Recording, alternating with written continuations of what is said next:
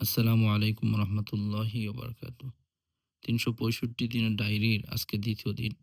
আর আজকের বিষয় হচ্ছে তাওবা। আপনি কি জানেন তাওবার দরজা কখনোই কিন্তু বন্ধ হয় না। সূরাতুল হুদের ৩ নম্বর আয়াতে আল্লাহ রাব্বুল আলামিন বলেন, ওয়া আনিস্তাগফিরু রাব্বাকুম সুম্মা তুবু ইলাইহি। তোমরা নিজেদের রবের নিকট পাপের জন্য ক্ষমা প্রার্থনা করো। অতঃপর তার কাছেই তওবা তথা প্রত্যাবর্তন করো। এই আয়াত আমাদেরকে শেখায় আল্লাহর দিকে ফিরে আসার দরজা সবসময় খোলা।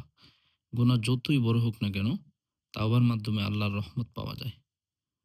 এবং আজকের হাদিস হচ্ছে আন আবি হুরায়রাতা রাদিয়াল্লাহু তাআলা আনহু قال سمعت رسول الله صلى الله عليه وسلم يقول والله إني لاستغفر الله وأتوب إليه في اليوم أكثر من 70 مرة رواه البخاري। হযরত আবু হুরায়রা রাদিয়াল্লাহু তাআলা আনহু থেকে বর্ণিত, তিনি বলেন, আমি আল্লাহর রাসূল সাল্লাল্লাহু আলাইহি সাল্লামকে বলতে শুনেছি, আল্লাহর কসম, আমি প্রত্যেকদিন ৭০ বারের অধিক আল্লাহর নিকট ক্ষমা প্রার্থনা তথা তওবা করি। যিনি গুনাহমুক্ত নবী, তিনি যদি প্রতিদিন এতবার তওবা করেন, তাহলে আমাদের কত বেশি আল্লাহর দিকে ফিরে আসা প্রয়োজন। একবার চিন্তা করেন। এবং আজকের দোয়া হচ্ছে সকল কাজের শুরুতে বরকত লাভের জন্য বিসমিল্লাহির রহমানির রহিম পড়া। যার অর্থ হচ্ছে পরম করুণাময় অসীম দয়ালু আল্লাহর নামে শুরু করছি। এই দোয়াটি দিয়ে প্রতিটি ভালো কাজ শুরু করলে সেই কাজে আল্লাহর বরকত নেমে আসবে ইনশাআল্লাহ।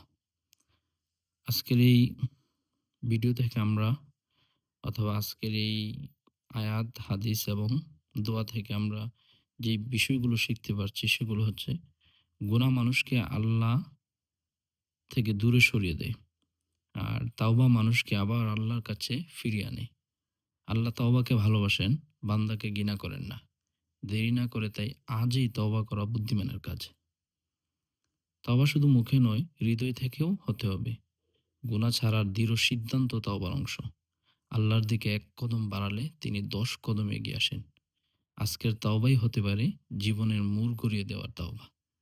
এজন্য অন্তত ৩ বার আস্তাগফিরুল্লাহ পড়ুন, একটু ভুল কাজ ছেড়ে দেওয়ার নিয়ত করুন এবং এই ভিডিওটি শেয়ার করুন যাতে অন্যরাও তওবার দিকে ফিরে আসে।